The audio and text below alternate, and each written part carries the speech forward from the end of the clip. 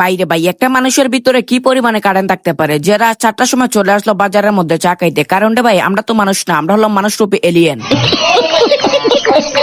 তো গাইস রাত 3টার সময় কিন্তু এই বিলাইটা কিন্তু আমাকে ঘুমটা ভাঙাই দিছে। তার জন্য গাইস আর ঘুমেও পাইতেছিল না। তার জন্য গাইস আমি আর সালমান ভাই চলে আসলাম বাজারের মধ্যে। আর এখানের মধ্যে আসার পরে দেখতেছি এই দোকানটাই কিন্তু লাস্ট পর্যন্ত খোলা।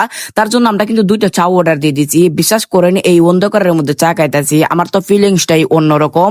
তারপর গাইস আমরা কিন্তু চাটা খাওয়ার পরে দেখতেছি যতই আগাইতেছি ততই আলো আসতেছে। তার জন্য আমরা কিন্তু সামনের দিকে এগিয়ে যেতেছি। আর এক পর্যায়ে আমরা কিন্তু চলে আসলাম আমাদের বানিয়াচুঙের মধ্যে, সাগর দিঘির মধ্যে, কমলারানী দিঘির মধ্যে। আর বিশ্বাস করেন এই জায়গার ভিউটা এখানের মধ্যে বসে বসে গাইস আমরা একটু গল্প করব। আর যে যে এই ভিডিওতে লাইক দিবা না গাইস তাদের বিয়েটাই হবে না। তারপর এখানের মধ্যে বসে বসে গাইস আমরা কিন্তু একটু গল্প করতেছি।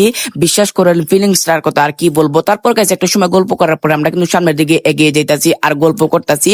আর এটা হলো গাইস আমাদের বানিয়াচুং থানা। আর এখন কিন্তু গাইস 6টার মতো বাজে, এখন আমরা বাড়িতে যেতেছি। অলরেডি আমি বাড়িতে চলে যেতেছি আর এখন কিন্তু চলেও আসলাম। আর গাইস একটু পরে কিন্তু আমি স্কুলে চলে যাবো। তার জন্য গাইস আমি কিন্তু ডিরেক্টলি চলে আসলাম বাড়িতে। আজকের ভিডিওটা এই পর্যন্ত ছিল। সবাই ভালো থাকবেন, সুস্থ থাকবেন, বাই।